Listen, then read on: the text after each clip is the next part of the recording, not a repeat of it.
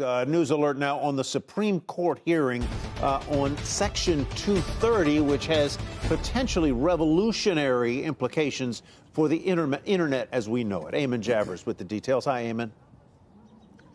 Hi, Tyler. That's right. At issue today before the Supreme Court was the question of whether or not Twitter can be held liable for aiding and abetting ISIS under the Anti-Terrorism Act because some members of ISIS were able to use Twitter to recruit and fundraise for their enterprise, and because some people were killed in ISIS terrorist attacks. That was the question that the court was grappling with today. And the court justices seemed to really try to get their arms around what the implications would be of a decision here for all kinds of other businesses, whether it's banks, whether it's gun dealers, whether it's telephone companies, all the rest who might be implicated in a similar type of situation in which ISIS or another terrorist group is able to use general services that are offered broadly to everybody in order to commit a terrorist attack. Now, the lawyer for Twitter made the case this way. He said, ultimately, the court here should conclude that the failure to not do more to remove terrorist content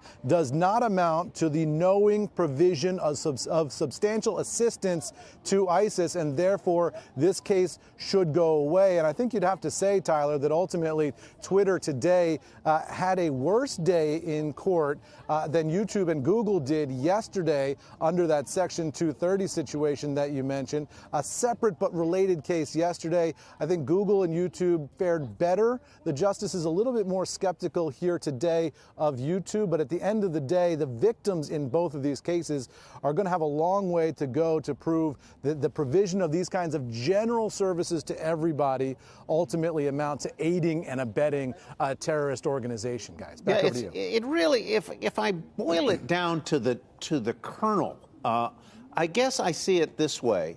The question is whether an internet company, a platform, is responsible legally for the content that is generated by a third party that they, quote, publish on their platform. Right. Yep, and that's the question under Section 230 of the Communications Decency Act. That's the 1996 law, written many eons ago in internet time, but that provision of the law in 1996 said that ultimately these internet companies can't be held liable for things that third-party people post on their platforms. Mm-hmm. That's the third-party person's responsibility, not Twitter or Google or Facebook or any of the others. The issue today was interesting because it was about the Anti-Terrorism Act, so slightly different legal ground, similar set of victims, though, people who've been killed or harmed in terrorist attacks, arguing that because these companies provided services to the ISIS group, in this case, that provided a benefit to ISIS, helped them recruit, helped them fundraise, and therefore there's some liability there. The justices seemed a little skeptical of that argument, but ultimately they're going to have their day in court, and we'll see where the Supreme Court comes down. Decision not expected until later in this term of the Supreme Court. Fascinating that you said, and I hadn't thought of it, but it's quite clearly the case.